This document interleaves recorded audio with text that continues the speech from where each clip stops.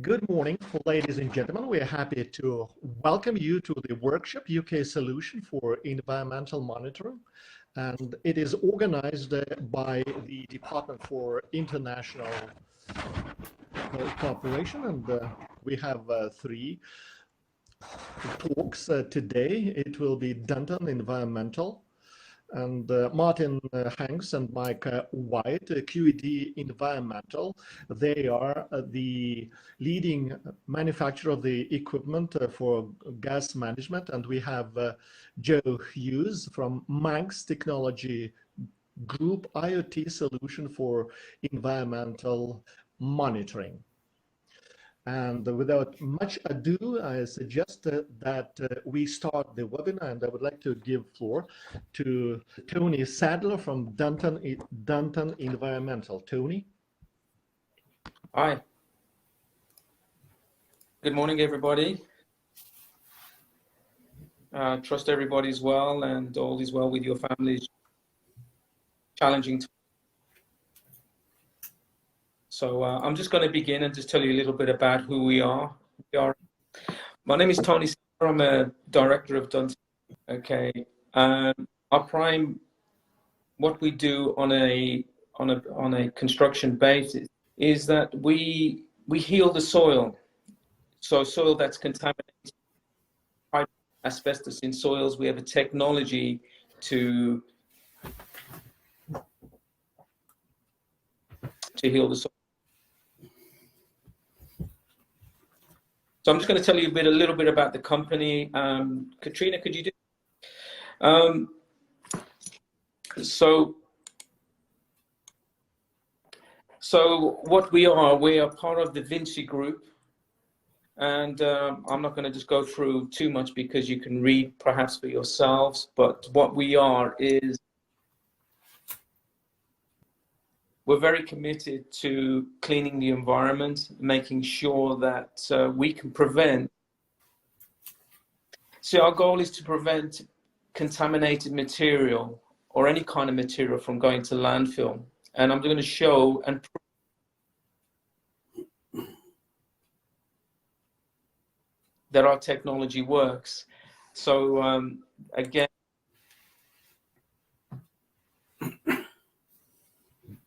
next slide, Katrina. Okay, so that's part of the group that we're part of the Vinci, where it's Solontage Freshenet. We sit under the Solontage Freshenet, and Maynard is the part of the group that we are part of, which deals with complex ground solutions, environmental. Okay, next slide. So how do we deliver our services? Well, Dunton Environmental, we're a brand. What that means is that we tend to deal with sites that are contaminated within the UK and in China in particular. Sites that are contaminated. Sites that are contaminated with hydrocarbons, brownfield. Sites that were left over from the industry, from the Victorians back in the UK, they left a lot of contamination in the ground. And the majority of that contamination went to landfill. Okay, next slide.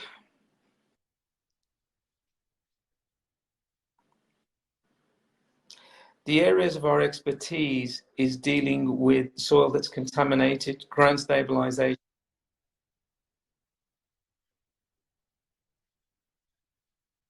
Could you go to the next slide?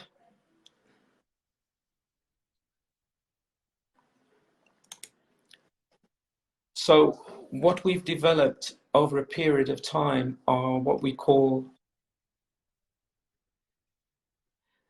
so the areas of expertise that we offer is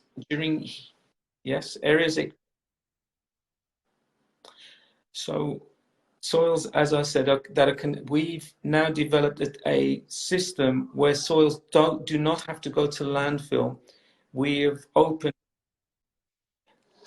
soils that are contaminated now come to our treatment facilities where they are treated and reused back on site. These are just some of the services that we offer dealing with contaminated soils.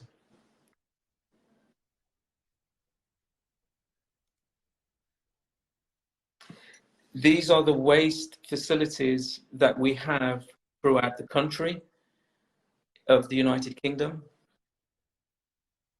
What we also do is waste brokering. So sites that are contaminated and they have challenges with landfills, they come to us to deal with their issues.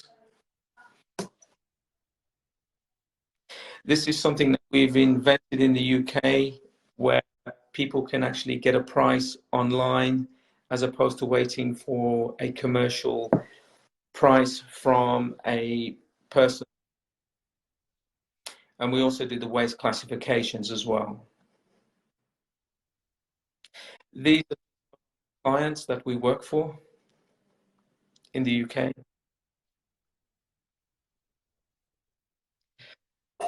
So this tells, these are the headlines. It tells you a little bit about us. And these are the materials and the soils that we prevented from going to landfill so they can be reused on site, saving a lot of time. We are now the biggest company in the United Kingdom for preventing soils from going to landfill. So where soils can be reused on site as opposed to being dumped. I think that's, oh, sorry, next slide, please, summary. That just tells you some of the services that we offer when we do complex ground solutions and engineering. These are sites that were contaminated. We reuse the soils on site and then backfilled, so to prevent from going to landfill. That's a summary of what we've done for this year. It gives you an idea of what we've done. So the biggest thing that we've done is saved our clients time and money by preventing materials going to landfill. That's very, very much me. Thank you very much for your time. And if there's any questions, I'll gladly answer them. Thanks, Tony, for your presentation. I would like to apologize for the technical hiccups that we had with the simultaneous interpretation. And I have been speaking, but I was muted, but I am with you again, and I hope the technical support will manage to resolve it. And I would like to remind you that if you have any questions, write them in the chat or send me by email. I would like to give floor now to Martyn Hanks and Mike White from QED Environmental. Hello, everybody. I am Martyn Hanks, and this is Mike White alongside me from QED Environmental. Just first and foremost, to reiterate Tony's sentiments, I hope you're all well and healthy. If I can have the next slide, please. Right, on the left side of the screen is Mike White, as you can see here. He is 40 years with the business, significant expertise in all things landfill and gas analysis and leachate management, and Mike will talk in more depth about that in a little while. And I am Martyn Hanks, the business development manager, a much shorter time with the business, but 25, 30 years plus expertise in international trade, with particular regard to Russia and the Russian Federation. Next slide, please. A little bit about QED Environmental. We were established in 1972. We have a global headquarters in Michigan, just outside Detroit in the United States. And our international headquarters is in Coventry in the UK, and we cover Europe, Middle East, Africa, and Asia Pacific. We have 150 employees with a turnover of around about $50 million. But we are part of a much larger American group of 4,000 employees with about a 1.65 billion turnover. Our core expertise in Coventry is we invented the first ever landfill gas analyzer. So all other versions are derivations and iterations of that first analyzer developed in 1990. In addition to this, we are leading providers of air actuated submersible pumping systems, which Mike will talk in depth about. So essentially our position is we are market leaders in all things landfill liquids and gas management.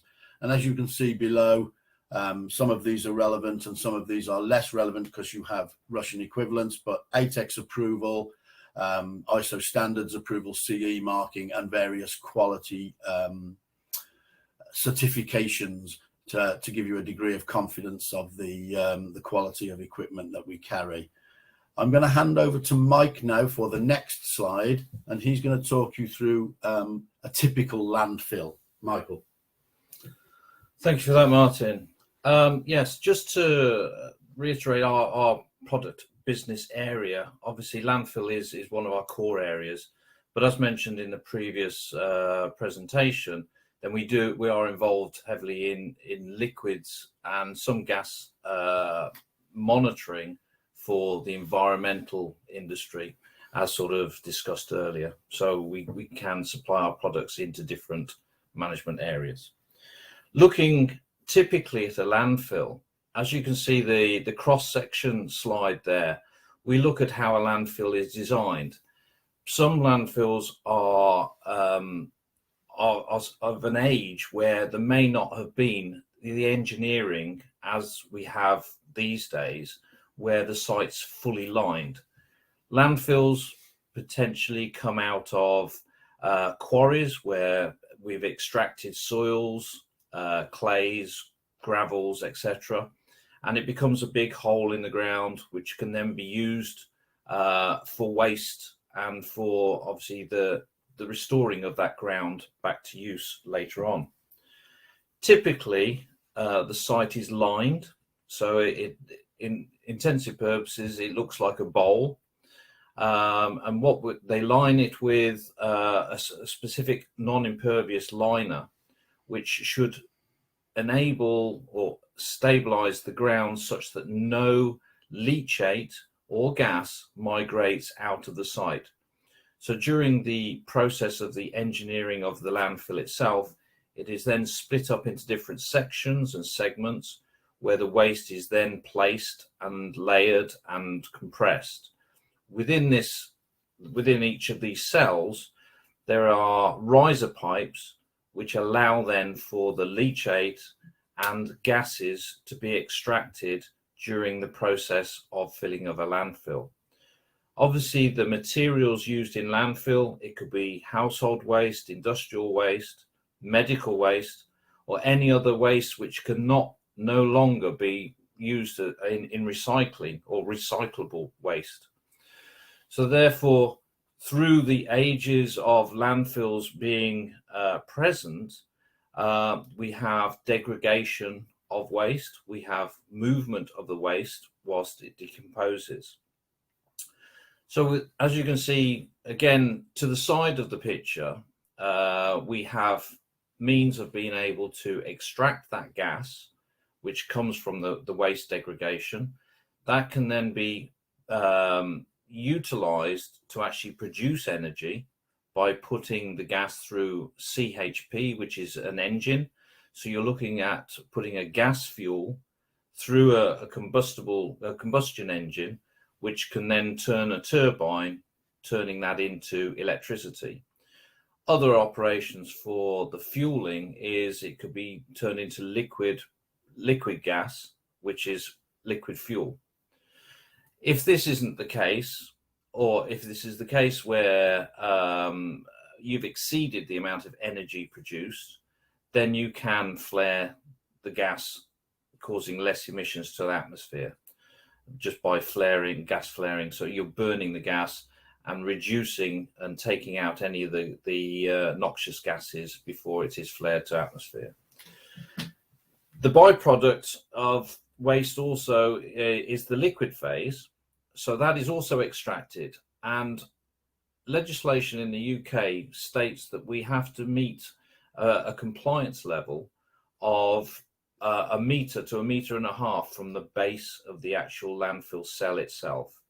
So in order to do that, any liquid mass has to be extracted. And again, through the series of boreholes and the gas extraction wells, we can place pump systems which will extract the liquid phase, keeping the levels of liquids to a bare minimum. So around the site, we also have a number of perimeter wells, and those are monitored periodically to ensure that there is no migration of gases or liquids which could cause potential contamination into the environment. So as you can see, looking at the pictures around the whole of the scene there, we have the products that we have available for that we actually manufacture ourselves. As mentioned by Martyn, our core product is the gas analyzer.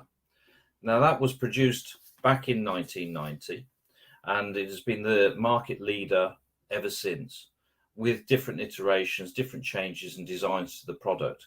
But primarily we're looking at monitoring the methane, the carbon dioxide, the oxygen, potential for hydrogen sulfide, as well as CO and H2. So from this, each of the wells will be monitored to ensure that there are no excess volumes of gases being produced through each of the cell and well positions. With that information, all the data is collected on the analyzer, which has a storage capacity of 10,000 data points. Data is then downloaded and transferred for further analysis. We also have monitoring well heads, which will allow you to control the gas that's being extracted from the site through to the engines. So these are combined with borehole monitoring points, which allows you to monitor the liquid, orifice plates, and precision control, which allows you to control the flow of gas or extraction of the gas from each of the points across the site. In addition to monitoring and monitoring of the gases and the liquids, then the liquid is the next phase that you need to be looking at monitoring and extracting. As mentioned earlier, the biggest point really is ensuring that the liquid levels within the landfill are controlled. And we offer pneumatic pump systems. We use air because it's a safe, intrinsic method of extracting liquids from boreholes, whether it is contaminated. We have different makeup of the actual pumps themselves. So we look at different aggressive natures of leachates, whether it is highly aggressive, whether it has high temperatures, and different sizes also. So we can monitor from boreholes from 2 inches and larger. Once the liquids are extracted, again, those will go to a treatment plant where we can extract from the liquid phase any of the methane that may be present within that liquid phase. So it will go to a leachate plant. We literally blow the methane from the liquid phase such that it becomes to a level where the liquid phase can then be sent away to sewage treatment for further processing. So what we're doing is primarily extracting the leachate from the site and making it more compliant, or allowing it to be moved from the site to a treatment plant, and reducing obviously cost of doing so. In addition to this, we have other fixed gas instrumentation, which is used for monitoring the final gas once it's been extracted from the site. So where we look at a flare or a CHP engine position, we can monitor the final gas that's been extracted from the whole site, which is coming through the pipework and the header pipework to ensure that the site is compliant and it is not causing overdue emissions of any methane gases into the atmosphere. At this point, we can then monitor to ensure that the gas is treated prior to the final burn, as we call it. So it's looking at bad gas. Then that bad gas theoretically can be pushed through other treatment systems before the final flare. So that sort of looks at a number of the instruments that we manufacture and monitor. Obviously, on the external side of the sites, we're monitoring for any migration of the liquid phase or the gas phase off the site, which could cause contamination to the groundwater or environmental issues elsewhere on the site. But we also then move on to being able to monitor some surface emissions, which Martyn will obviously compile now. Yeah, thanks for that, Mike. If we'll nearly finished on this slide. If you just look top right of the slide, there is a piece of equipment that we call the SEM 5000. Now, as well as all the things that Mike has just told you about in terms of liquid management and gas utilization, at the recent COP26 meeting and throughout the EU, US, and I'm absolutely certain that Russia has a position of a similar ilk, one of the major concerns for people now is what are called fugitive methane emissions and their damage to the environment. And that piece of equipment there will allow you to locate a methane leak from a landfill site or from anywhere, in all honesty, and precisely know where it is and cap that methane emission and hence, if you like, protect the environment from fugitive methane emissions.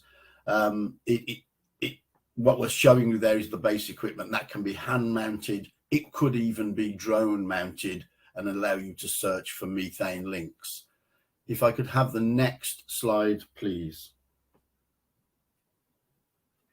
This is similar to Tony's approach, a number of the customers that we work with there, and I'm sure some of those names will be familiar. There's some engine manufacturers there, there's some major water and energy businesses, but also our equipment does appear in Russia already through the likes of what we term system integrators. They're not actually on there, but Hofstetter use exclusively our equipment. And I know they integrate systems into the Russian market. Next slide, please. This is perhaps for me the one I'd like to leave you with. There's just some useful links there to our website that will take you into the basic areas that we've talked about. And we've talked about three areas: landfill gas management, landfill leachate, fluid management, and surface emissions monitoring. And the wellheads form part of that landfill gas management area. So I would urge you to look at those. They give you a sense of the range of equipment and the options that we have available. And on the bottom, my details and my UK mobile telephone number and Mike's details. And he has considerably more, as you've already gathered, expertise from a technical viewpoint than I. Thank you for your time. I think there might be a final closing slide. I'm not certain. Next slide, please. That's it from us. Thank you for your audience. I hope that worked. And it's been an absolute pleasure for both of us to be able to engage with you. Over to you, Ekaterina. Oh, thank you so much. And happily that this time we didn't have any troubles with the interpretation, and I am pleased to let the floor to Joe Hughes, Manx Technology Group. Good afternoon, everyone. So my talk today is going to be on Internet of Things, or IoT, with a focus on environmental monitoring, which lends itself to landfill, utility, sewage treatment, or in a smart city environment. So a very quick slide about who we are. So we are an IoT and software solutions provider, and we have offices in the Isle of Man, in Scotland, and also in London.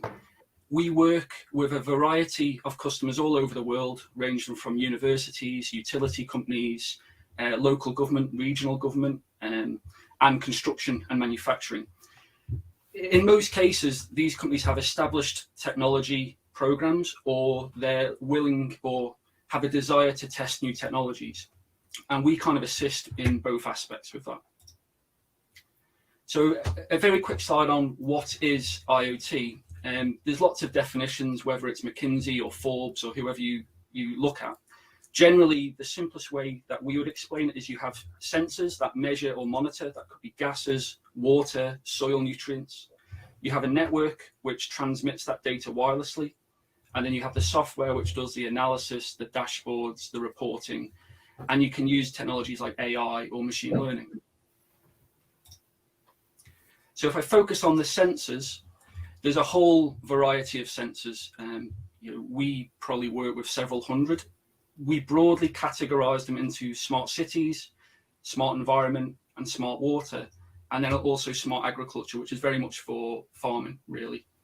Smart cities is quite all-encompassing, people counting, noise monitoring, asset tracking. Smart environment tends to be focused around gases, where we can measure particulates, various gases like methane, hydrogen sulfide, also things like solar radiation and weather. And smart water is all aspects of water, turbidity, various metal ions, chemicals, pollution, river levels and flow rates. The network, so most of you will be familiar with Wi-Fi and things like 4G and 5G. IoT, we tend to favor what's called a low power WAN solution. And what that really means is you don't require high levels of bandwidth when you're reporting telemetry data or data points, but what you want is low power consumption and long range. And that's in effect what is a strength of IoT technology. You can deploy battery powered sensors that measure gases or water levels and transmit that at a range of say 15 kilometers, entirely running on battery, without the requirement for mobile coverage or broadband coverage. I've highlighted satellite because the exception to that is in some locations, particularly remote locations where there isn't broadband or mobile coverage, you're left really to use satellite. Now, what that means is on the left of this slide, you can see there's various sensors. They can transmit their data 15 kilometers using low power technology called LoRaWAN. For locations which are more rural or dispersed and away from mobile coverage, we can still transmit 15 kilometers, but the final hop is over satellite. So what that means is you're not restricted geographically to where we can deploy solutions. The final aspect is the software, and I've listed a number of cloud providers here. Yandex is probably familiar in the Russian market, Microsoft, Amazon, Google. And when you collect all this data back, it's not just a case of looking at it in a simple way. You can do analysis, multivariate analysis, machine learning, AI. You can bring together different data sources to see if there's a commonality or a pattern. And that's where a lot of customers get real value, because ultimately the value is in the data. So when we talk about why, we're a business, we're very pragmatic. And when we talk about technology, there's got to be a reason why you deploy it. Generally, we categorize it into reducing cost, creating opportunities, which could be increased profits, improving outcomes, which could be social or environmental, and ensuring compliance. So that, if you're a regulator, that could be ensuring your customers or businesses in your area remain compliant, or if you're an organization that is subject to regulation, you can ensure you are compliant.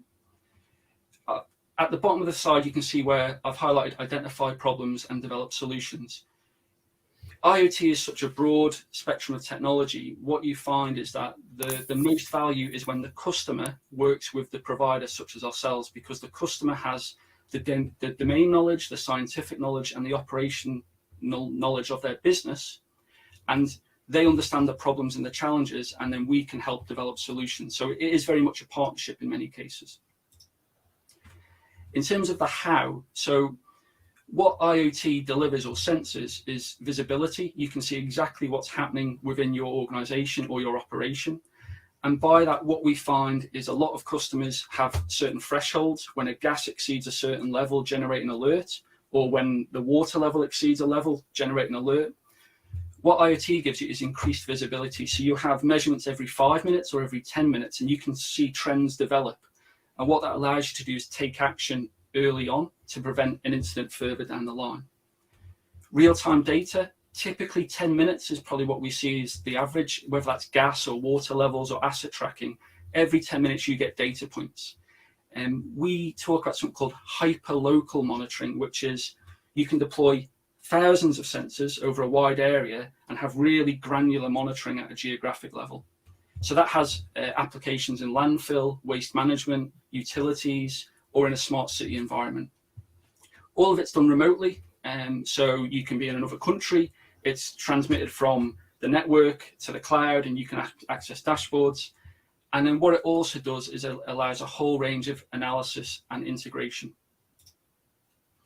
So I figured I'd give you some examples rather than just show you data points and slides. So this here is an air quality sensor installed on a lamppost in a city. It measures particulates, so that's 1 micron, 2.5 and 10 microns. It does nitrous dioxide, sulfur dioxide, carbon monoxide and ozone. Those gases can be substituted for hydrogen sulfide, methane, oxygen. There's a whole variety of gases. It's battery and solar powered, it's outdoor rated, and it can run on renewables or mains power or battery. That transmits up to 15 kilometers outdoors. And if you can imagine them deployed in a mesh around a city or a landfill or a sewage treatment plant, you can almost build a real-time heat map of where the gases or issues are in that location. This example here is the sensor called Bob, is novelly named, but it measures harmonics and vibrations of equipment. You attach it to pumps, generators, machinery, and it will learn using artificial intelligence what the standard harmonic or vibration patterns are for that machinery. And if it starts to detect the data, there's an anomaly, which could be a bearing or a fault, it will alert you in advance. So what this allows you to do is a level of predictive maintenance on equipment where you can identify potential faults before they occur. Again, that's a battery-powered sensor, a large wireless range, and it integrates seamlessly into different platforms. So this example is one of our vans. On the roof of the van, there is the same air quality monitoring equipment you've seen in the earlier slide, but this time we paired it with GPS and geolocation. So as our vans drive around a city or a plant or a site, they're measuring gas levels and particulate levels at 5 or 10 minute intervals, along with the latitude and longitude of that measurement. So where it's not feasible, whether due to cost or practicalities, to deploy hundreds of sensors, you can instead mount the air quality or the air monitoring stations on your vehicles. And as they travel around a location, they send data back. In the bottom right of the slide, that's an illustration of a project we did in central London in a similar concept. So when I talked about IoT, the key part was the network. It relies ideally on a low power network. Now, one of our offices in the Isle of Man, which is in between England and Ireland, and we embarked on a project in partnership with government to cover the whole island, which is about 550 square kilometres, in a network to provide connectivity to sensors. Those sensors are used by schools, governments, business, industry, to use sensor technology all around the island. And there's similar projects in Ireland, in Scotland, and in Europe as well. It's inexpensive compared to mobile networks. It's low power, and it's quite robust in terms of temperature ranges and humidity, rain, snow. A final one, which is linked into people who do sewage treatment. This is a gas sensor that measures hydrogen sulfide, methane, and LEL, and it reports back every 5 minutes in real time. And these can be deployed around a landfill site or a sewage treatment plant to report back gas levels. What we found is a lot of operators have alarm systems that trigger when hydrogen sulfide exceeds a certain threshold in parts per million. but they don't have the historic data that built up to that event. Now, what these sensors do is give you real-time coverage of how that gas is varying at a 5-minute interval.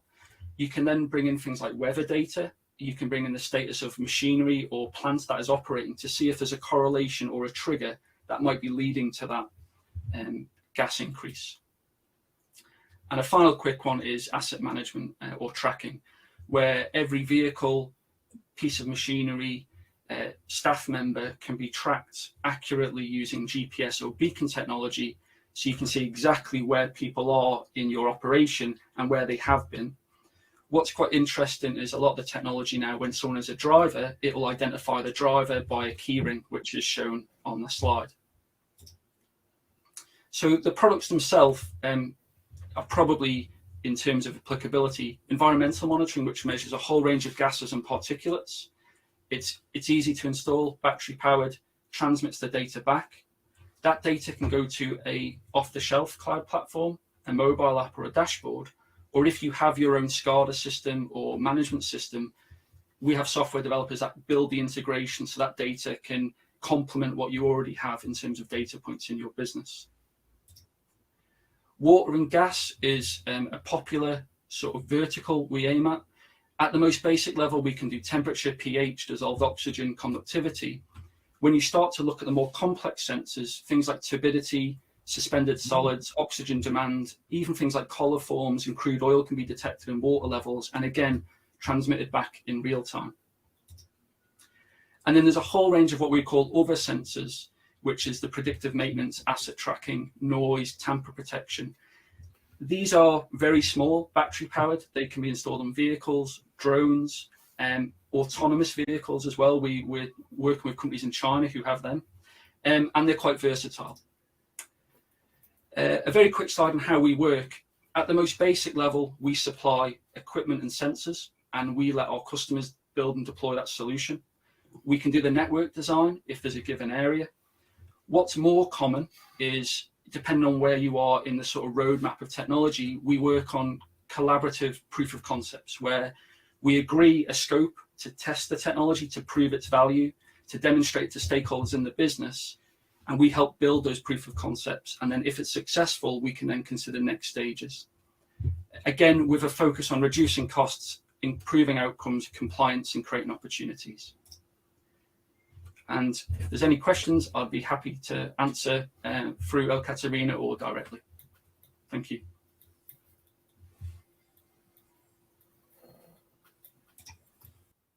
Thanks a lot, Joe. Thanks to all the speakers. And now let's have the Q&A session. And there are a number of questions for Tony, Dunton Environmental, the first one. Which technology is used for treating soil? The process that we use is bioremediation, and it's an in-house product that we've invented over. We also use living microorganisms to deal with hydrocarbons,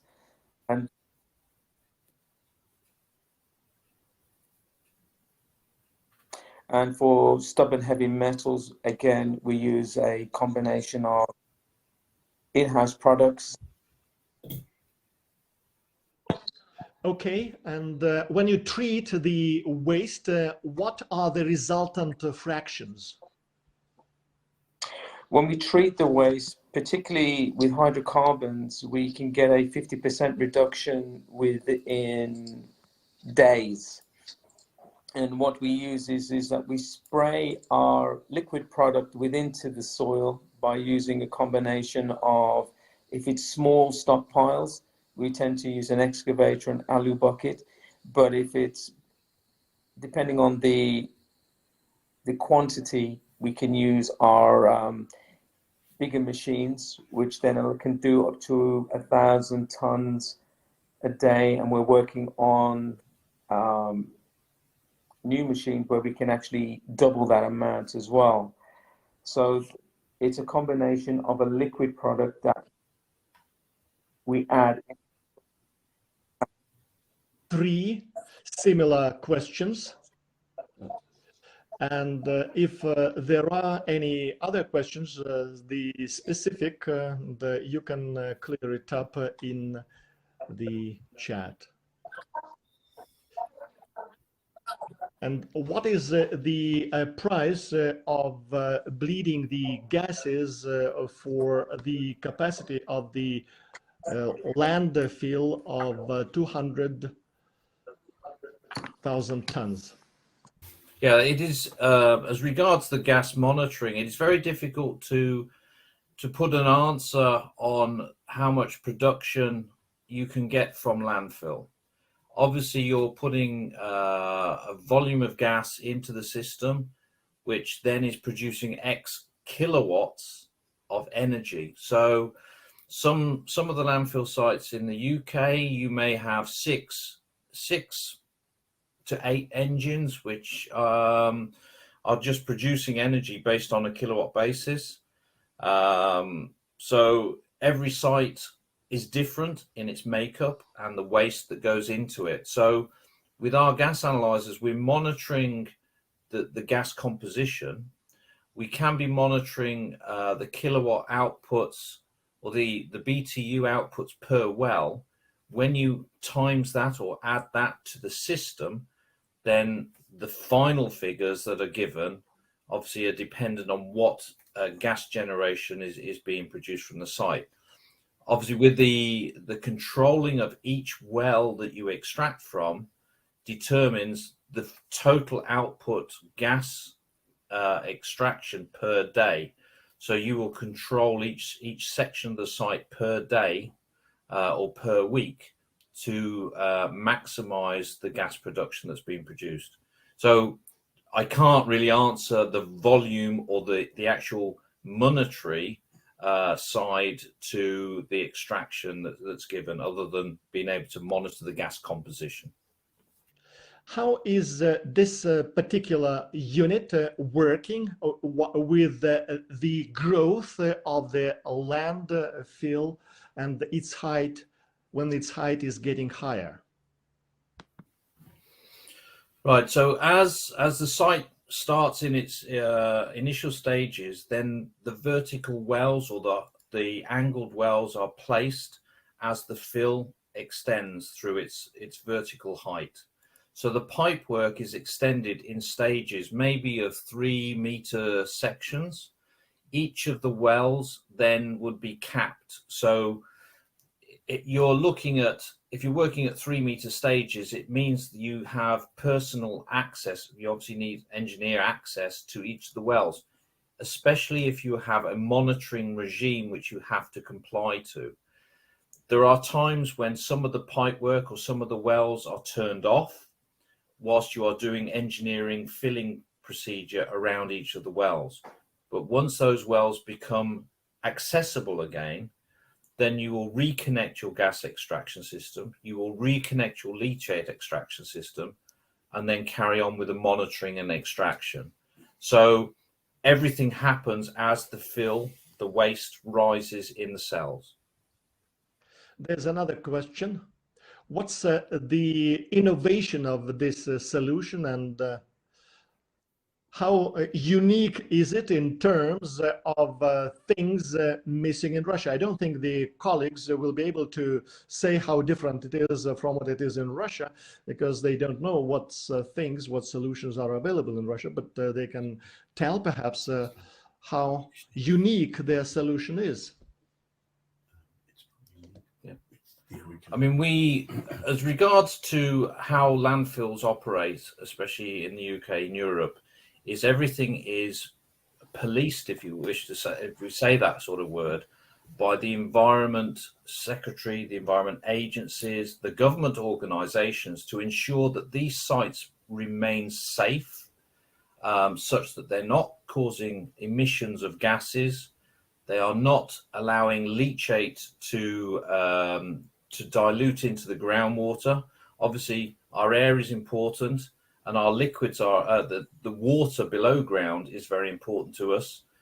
We actually abstract groundwater for drinking water. So we cannot afford to pollute the groundwater situations. It's similar to the contam land scenario right at the beginning, where you can't afford, or the owner of the site and legislation states that we must keep the ground as clean as we possibly can. Landfill is, because it's a contained site in its own right, comes under a government permitting process, which means that they have to monitor, they have to produce and supply data assessing how much gas, how much liquid is produced, to ensure that there is no potential for a catastrophe. I think just to add a little to that as well, I think one of the points of the question was, how unique is the offering? I think the gas analysis, there are, it's the original, but there are competitors out there. The liquids phase, again, there are competitors out there. And the surface emissions phase, there are fewer competitors, but again, there are competitors. But we are probably the only business that covers all three of those things. We developed the gas analyzer. Our parent company in Detroit, Michigan, developed the auto-powered pump, the air-powered pump, and we acquired the business that does the surface emissions monitoring. So we're probably the only business that covers the whole landfill, those aspects of landfill. It's a question for Tony. Did we understand it right that the technology of the soil treatment is chemical? If the heavy metals are treated with the chemicals, how do you manage to extract them from the soil? Because the molecules of the heavy metals are not extracted from the soils per se, if they are in chemical reaction with the reagents. Is this to me? Yeah.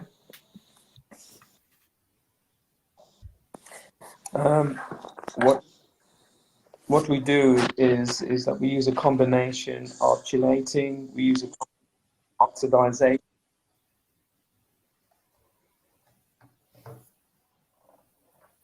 And what we do is we bring down the particular contamination, whether it be zinc, what metal it is.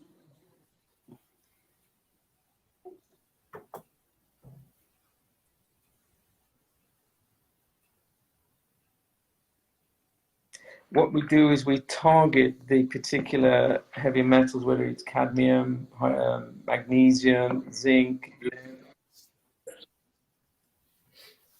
There are no questions in the chat now. I cannot see any. And I would like to remind you that if you do have any other questions, please send them to me and we will collect them. I will send it to our speakers and I will receive the answers and send it to the people who are present at the webinar. And that concludes the webinar. And let us wrap it up, and I hope it was useful for you. And if you feel like communicating with some of our speakers or to ask them questions, please refer to me. Thank you, and see you again at our future activities. Thank you, everybody. Thank you. Thank you. Bye-bye.